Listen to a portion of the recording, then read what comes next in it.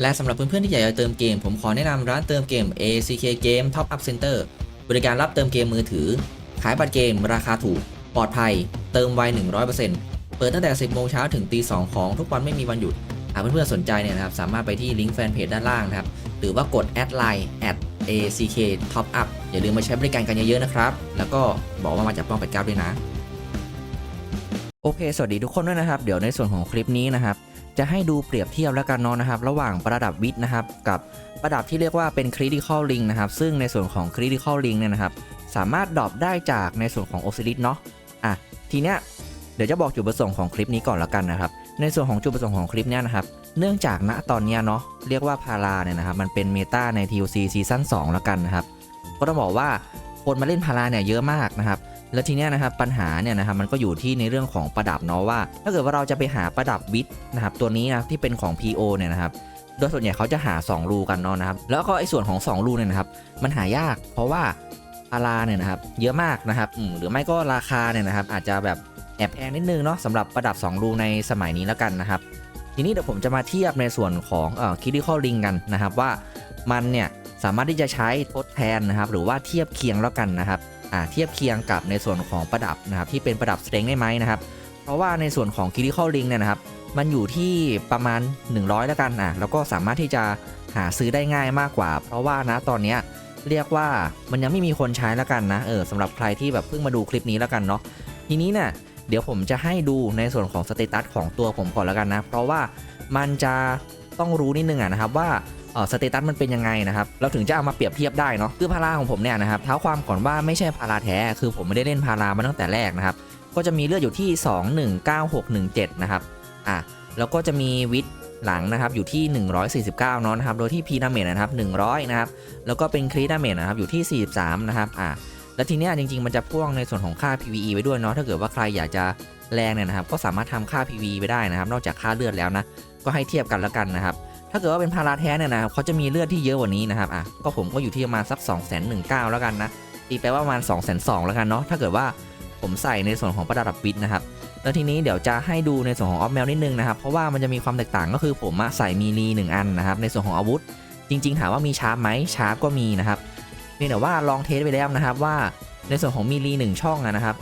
แล้วชาร์ป2ช่องอันนี้จะแรงกว่านะครับสำหรับตัวผมนะในสเตตัสที่ผมเปิดให้ดูนะอันนี้ก็จะเป็นวิท3นะครับแล้วก็อันนี้จะเป็นวิท3นะครับ Vitality Boost นะครับบวกกับลักนะครับแล้วก็อันนี้เป็น Vitality Boost นะครับบวกกับ HP แล้วก็บวกกับลักเนาะอันนี้จะมีเลือด1อัน Vitality Boost นะส่วนนี้จะเป็นเอจินะครับเป็นเอจินะครับแล้วก็มีอิงนอร์1อันเนาะก็เอาแต่ค่าเอจินะเพราะว่าในส่วนของ PVE ที่เราจะเทสกันเนี่ยนะครับค่าอิงนอร์ PDEF เนี่ยนะครับมันไม่ได้ส่งผลนะมันส่งผลใน PVP นะครับแล้วก็หน้านะครับหน้ากับปากจะเป็น PVE วิดลักเนาะนะครับส่วนประดับก็ดูแล้วนะก็เป็นชาร์ปนะครับแล้วก็ครีเอจินะครับอันนี้ก็เหมือนกันนะครับเป็นครีเอจินะครับมันเป็นชาร์ป6เนาะนี่จะเป็นเอจิ99นะครับแล้วก็อิงนอร์ PDEF นะครับซึ่งอย่างที่บอกไปว่า PVE มันไม่มีผลนะครับแล้วก็อันนี้จะเป็นวิด3แถวนะครับโลจะเป็นวิดแล้วก็เลือดเนาะนะครับอันนี้ก็คือจะเป็นออฟแมวมาตรฐานของพาราที่เขาเล่นกันแล้วกันนะครับทีนี้เดี๋ยวจะมาดูการนิดนึงแล้วกันนะครับเผื่อที่จะแบบเอาไปเปรียบเทียบนะอันนี้ก็คือเปิดให้ดูก่อนเพราะว่าต้องเปรียบเทียบนะครับว่าถ้ามันมาใช้เนี่ยนะครับมันจะมีอะไรที่มันแตกต่างกันแล้วกันนะอันนี้จะเป็นสควิจิตนะครับแล้วก็อันนี้เพื่อเอาเลือดเนาะเมกาโลดอนแมงมุมเพื่อเอาเลือดนะครับอันนี้ใส่ช็อกโก้นะครับเพื่อเอาเลือดนะครับอันนี้ใส่เป็นมูนไลท์นะครับแล้วก็หมาดำนะครับเอาเอจินะครับประมาณนี้เนาะแล้วก็เดี๋ยวจะเทสที่เป็นสวิตแมนติส1ดาวนะครับเพราะว่าประดับเนี่ยมันจะมี1รูนะครับเดี๋ยวจะเอา1รูเนี่ยนะครับเทสเทียบกับ1รูแล้วกันเนาะนะครับอันนี้เดี๋ยวเปิดขนนกให้ดูแบบเร็วๆนิดนึงแล้วกันนะฮะอันนี้จะเป็นขนนกอันแดงแล้วกันเนาะนะครับถ้าเกิดว่าอยากจะแรงกว่านี้ก็เปลี่ยนดาร์กเป็น PVE ที่เป็นเดย์ก็ได้นะครับแล้วก็ในส่วนขนดำเลยนะครับก็คือเอาไว้สำหรับลง TOC นะครับในส่วนของ TOC เนี่ยก็สามารถลง11 12 F3 ได้นะครั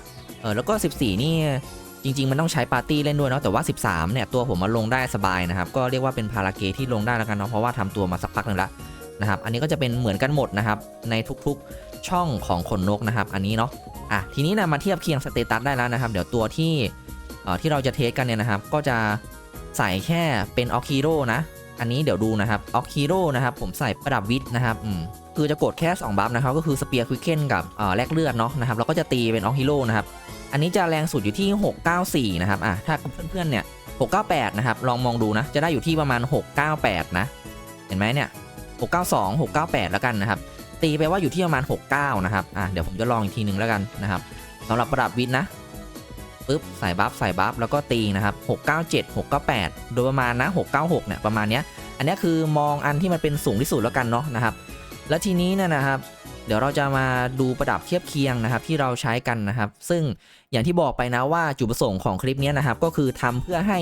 สามารถที่จะเป็นประดับทดแทนนะครับไม่ได้บอกว่ามันดีที่สุดแต่ถามว่ามันใช้ได้ไหมนะครับเดี๋ยวมาลองดูนะครับเพราะว่าอย่างที่บอกไปเนาะว่าประดับวิทย์มันค่อนข้างที่จะหายากแล้วก็อาจจะมีราคาสำหรับตอนนี้นะครับที่พารามันแบบเป็นเมตาฮิตเล่นอยู่นะครับผมก็จะใส่บัฟเหมือนเดิมนะครับแล้วก็ตีไปนะครับเห็นไหมมันจะมี698ใช่ปะ698เหมือนกันนะ692เนี่ยเห็นไหม698 696เนี่ยเห็นปะ697นะครับให้เพื่อนๆดูนะครับว่าตัวเลขเนี่ยนะว่า690เห็นไหมนี่นะครับปึ๊บ690นะครับใส่บัฟปึ๊บแล้วก็ฟาดนะครับ692 695 692เนี่ยนะครับ693นะครับดูนะครับ693เห็นไหมระดับวิดามันดีกว่าอยู่แล้วนะครับในมุมมองผมเพราะว่ามันได้เลือดเอาไว้ยืนด้วยนะครับทีนี้เดี๋ยวจะมาดูสเตตัสสำหรับอันที่ผมใส่เป็นในส่วนของแหวนนะ2อันที่เป็นแหวนคริติคอลลิงนะครับที่ดรอปจากโอซิลิสนะฮะดรอปจากโอซิลิสนะถ้าจะเอา2รูมาใช้นะครับมันราคาประหยัดมากกว่านะครับคีดาเมจเนี่ยนะครับจะขึ้นอยู่มาเป็นที่ 49% นะครับโดยที่ผมใส่เหมือนเดิมนะครับการ์ดเหมือนเดิมนะครับสควิตจิต2ใบนะครับแล้วก็เลื่อนเนี่ยนะครับลดลงมาเหลืออยู่ที่209นะครับ823นะครับอันนี้ก็คือ209 823เนาะจากที่เมื่อกี้นะก็ลดมาประมาณสัก10,000กว่าได้ไหมนะครับอันนี้ก็ให้ดูนะครับเทียบเลือดก็คือเหมือนกันหมดยกเว้นประดับนะครับอาจจะได้ในเรื่องของค่าคริมาด้วยนะครับซึ่งอันเนี้ยมันอาจจะดีในเรื่องของการที่ถ้าเรานะครับเป็นพาราที่เป็นพาราเทียมนะหรือว่าพาราเกแล้วกันนะครับเพิ่งมานะครับเราค่าคริยังไม่พอเนี่ยนะครับต้องการค่าคริไปลง PVP เนี่ยแหวนตัวเนี้ยนะช่วยได้นะครับเพียงแต่ว่าต้องบอกว่ามันเลื่อนมันน้อยกว่าแล้วกันเนี่ยเห็นไหมคีดาเมจอยู่ที่10065นะครับทุกอย่างเหมือนเดิมหมดนะครับแต่ว่าค่าคีดาเมจเพิ่มขึ้นนะครับเลือดลดลงนะฮะค่า PVE เนี่ยเท่าเดิมนะครับก็เป็นในส่วนของตัวประดับคีดิคอลลิงนะเดี๋ยวจะลองให้ดูอีกทีนึงแล้วกันนะครับปึ๊บแล้วก็ตีเห็นไหมมี699ด้วยนะครับ698เนี่ย695นะครับเห็นปะคือถ้าเกิดว่าให้ดูเทียบกันจริงๆครับสำหรับตัวเลขเนี่ยคือมันไม่รู้เลยเพราะผมแบบใส่ประดับคีดิคอลลิงนึกออกปะเห็นไหมแล้วทีนี้นะครับในกรณีที่ถ้าเกิดว่าเราแบบใส่แบบนี้ได้ไหมเนี่ย1ข้างคีดาเข้าลิง1ข้างนะคีดาเข้าลิงเนี่ยมันก็ได้คี3ใช่ปะแล้วคีดาเมจบวก3ใช่ปะเดี๋ยวผมมาดูนะปึ๊บผมรีก่อนปึ๊บแล้วก็ล็อกเฮดพีนะครับบัฟแล้วก็ตีโบะนะครับนี่นะครับ692 699 698เดี๋ยวเข้าใหม่ขออีกทีหนึ่งนะล็อกให้พี่ก่อนหยุดแล้วนะบัฟแล้วก็ตี688 692นะครับคือเห็นไหมว่ามันไม่ได้แตกต่างกันมากขนาดนั้นเนาะนะครับทีนี้เนี่ยสรุปสำหรับคลิปนี้แล้วกันนะครับก็เรียกได้ว่าถ้าเกิดว่าในกรณีที่นะครับในส่วนของประดับวิทย์เนี่ยนะครับมันหายากนะครับตัวเนี้ยนะครับ Critical Ring นะครับที่ราคาถูกกว่าแล้วอาจจะหาได้ง่ายกว่าแล้วกันเนาะแล้วก็เป็นประดับที่ณตอนนี้คนเขายังไม่ค่อยใช้กันแล้วกันนะครับสามารถที่จะเอามาใช้ได้นะครับก็คือได้คริดาเมจบวก 3% นะครับแล้วก็ได้คริบวก3นะครับสำหรับพาราเกที่อาจจะต้องหาค่าคริสักนิดนึงเวลาที่ออฟแมวเราไม่ตรงเนาะทีนี้ให้ดูในส่วนของสเตตัสที่ผมเปิดให้ดูลองเปรียบเทียบกันนะครับแล้วก็ไปซื้อแหวนนะครับที่มันเป็น1รูมาใช้ดูนะครับถ้าเกิดว่าคุณอยากจะเทสในตัวของคุณเองคุณก็ไปซื้อแหวนตรงนั้นมานะครับแล้วก็เปลี่ยนนะครับแล้วก็ถ้าเกิดว่าอยากใช้2รูราคาถูกนะครับอย่างเช่นเนี่ยผมก็ปกติผมจะใส่อยู่นะครับ2รูเนี่ยคือผมไปหามาจนเพราะว่าเรียกว่าอย่างที่บอกประดับวินมันไม่มีเลยนะครับผมก็ไปเอามาใส่การ์ดตรงนี้เนี่ยนะครับโอเคสำหรับคลิปนี้ก็ประมาณนี้แล้วกันนะครับถ้าเกิดว่าเห็นว่าเป็นประโยชน์ยังไงฝากกดไลค์ Subscribe แล้วก็สั่นกระดิ่งด้วยแล้วกันนะครับขอบคุณมากครับบ๊ายบาย